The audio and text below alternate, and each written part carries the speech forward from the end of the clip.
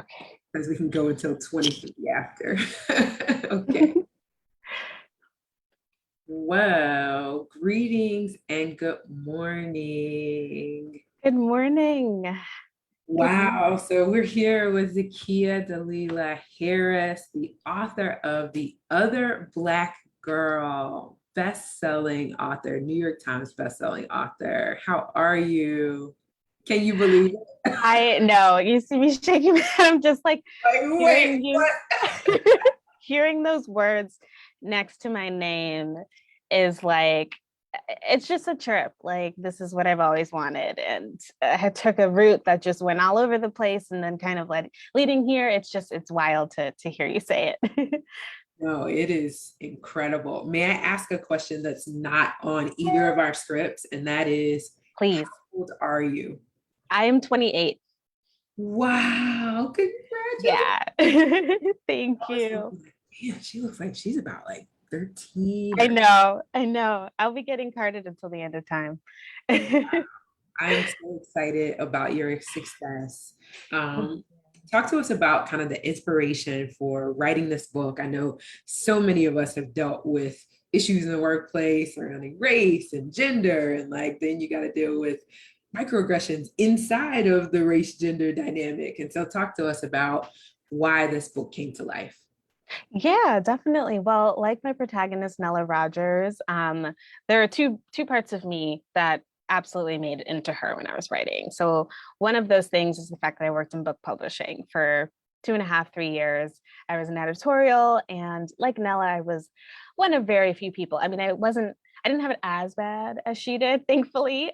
This book has a lot of fictional elements, of course, but that kind of feeling of looking around the table and being the only one and being like, this is weird, but also having to keep going and every day and kind of tune that out because otherwise it will get to you after a while. So I'd gotten really good at that skill working in publishing because also like Nella, I grew up in Connecticut, in a suburb, mostly around white people for most of my young life. And so when I got to high school, and started meeting other Black people, a lot of people said I didn't talk like a Black girl. I talked like a white girl. A lot of people just looked at me different. Like I was like, I didn't know I was different this whole time. Like I was raised to be proud and Black, but I just spoke a different way and had a different kind of, I don't know, way of being, compared to a lot of my peers. And so I often had this anxiety growing up, later on in life of not being Black enough. So all of those feelings found their way into Nella and also all the other characters too.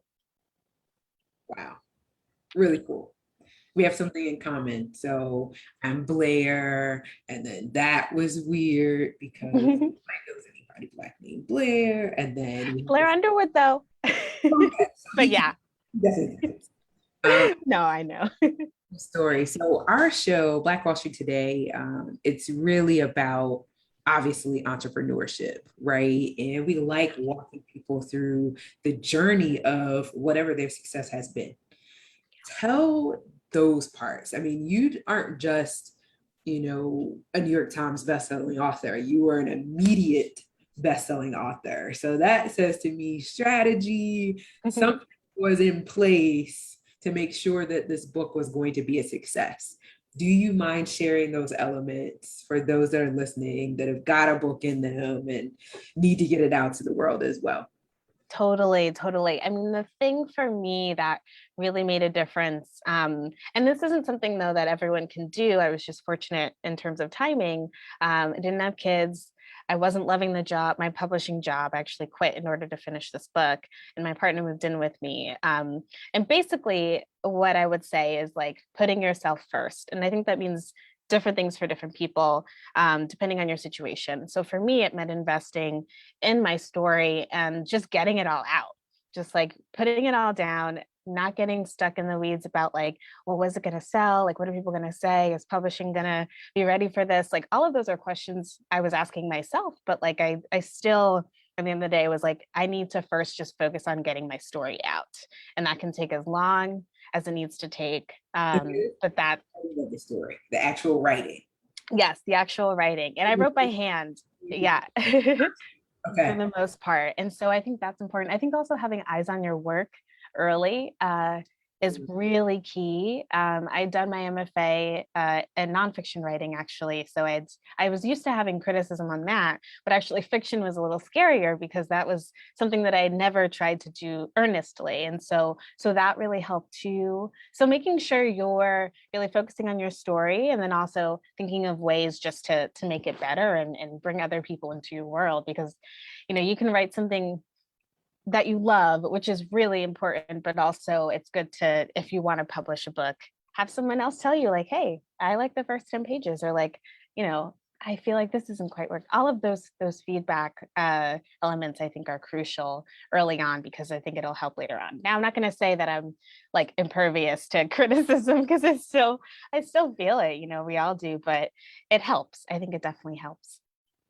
If you just tuned in, this is Blair Durham with Black Wall Street Today. I'm talking with the instant New York Times bestselling author of The Other Black Girl, Zakiya Dalila Harris. And we're just talking about her journey. So I get that part of it, right? Getting the story out, getting the criticism.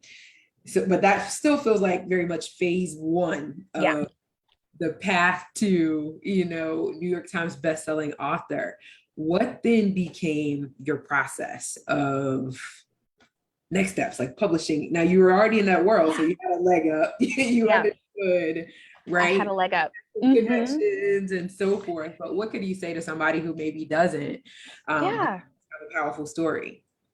definitely. I mean, so once you have that story down and once you feel like you've gotten it all out of you, finding an agent, I think, is one of the most important steps of the process, because they are the person who will ideally be with you through your career, or at least through the beginning stages, what have you. But they also the person who advocates for you. And especially as a woman of color, even though I knew this world, well, because I knew this world so well, I knew that was really important, to find someone who saw my vision and did not want to compromise that vision for the wrong reasons, or compromise it at all. And so finding the person, I mean, I made a spreadsheet because I'm a spreadsheet kind of person, in terms of things like that. And so, I mean, it's funny though, because even though I knew agents, a friend of mine who worked in publishing at the time was like, oh, I think there's this one agent who would really be into your book. Cause my book is also like an amalgamation of like 5 different things. And pitching it was, Yeah, yeah, pitching it was hard. just that it can go in the many Yeah. different directions, right? Exactly. So many directions. And so, um, yeah, I basically ended up querying this agent my friend had suggested to me, and I'd never met her. I hadn't, wasn't as familiar with the agent she worked at, but like it was immediately a chemistry. Like we felt the same way in terms of the vision for the book and just like our edits process, because that's really important too. Finding someone who you can work with, who you trust with your work, because if you don't trust this person with your work, it's going to mess everything else up down the line. So really that's the most important part, I think. And then also just as important, I guess, would be publishing, or you're publishing your book. And I know for me, I talked to a lot of editors, and the editor that I ended up working with, Lindsay Segnet at Atria, also like this instant chemistry. It's funny because I felt like I was like dating in all of these steps. Yeah. But it kind of is. It's a partnership. And again, you really want to feel like your words are in the right hands. And you have people who are really invested in what you're believing in. So we have like 3 minutes, and there's still two questions I want to ask. Mhm. I know that we're already talking about Hulu, right? And developing Yes. a show around your book. Are you working on the script for that? Where's the process there? I am. I am. I was working on it yesterday. I'm co-writing the pilot script right now with Rashida Jones. So we're in the drafting stages, and it's been so much fun, such a whirlwind. It's hard, but I'm really enjoying learning this new skill. And there's so much there's so much more I can explore with the show that I couldn't do with the book, like all the characters and their backstories, and Malika and Owen and Wagner books. There's just so much more world building I feel like I'll be able to do. So I'm really excited. Wow. Let me ask you one more question. 2 minutes. Yeah. There's a quote that you include in the book around Black history. Yes. What is that quote? Where did it come from? And then why did you choose to include it? Yeah, Black history is Black horror. That is the epigraph of The Other Black Girl. And it's said by Tanana Reeve Dew, who was a critic and horror professor, I believe, in California. I can't remember if it's UCLA, but she's amazing. The documentary that I saw her say those words in is amazing. It's called Horror Noir, which is basically a documentary that explores horror and its relationship with Black people all the way back to Birth of a Nation, which they consider to be a horror, which it's a horrifying movie, all the way up to Get Out. Thank you. And I remember, I mean, I remember thinking, first of all, an epigraph would be an easy thing to write. It's not. It took me time to figure it out, but I had seen this documentary right when I started writing this book, right when I decided publishing is not my thing. I need to get out of here. And it really just for me rang true with the part of the book. I won't say the twist, but like there is a sense, I think, in this book, specifically on a micro level with Nella and her job and the ways in which she gives so much of herself to Wagner Books, but Wagner Books does not give anything back, or it gives a little bit back and it gaslights her essentially. And I really thought about the ways in which that parallels the way the US has treated Black people over the last 400 years. Like we have constantly been giving ourselves, we've been gaslit, right? And like we're not getting anything back, or we're told to be grateful with what we've accomplished. And it's like, yes, but like also at the same time, no, like it's not that simple. And so I really wanted to highlight that in this book and also kind of tease the reader a little bit to be like, hey, like this seems like it's going to be maybe an office book set in the real world, but there is this other twist that's coming. So look out. Well, kudos to you, Black girl. I appreciate Thank you. it so much. And Thank you. so now that we've had this conversation, I'm going to read the book. Yes. Like, no. I'm going, wait, I know they want me to read the book first. No, I'm gonna have the conversation, then I'll read the I book. love it. I love it. Read it with more depth and more clarity. I So love it. Let me know what you think. No pressure, but like let me know. I'll send you a quick email. All right. Thank you so much. Thank you so much. Yes, The Other Black Girl, available wherever you purchase books. Let us partake. I'm excited. Thank you, Zakiya. Thank you so much for having me. It was such a joy. For sure. Take care.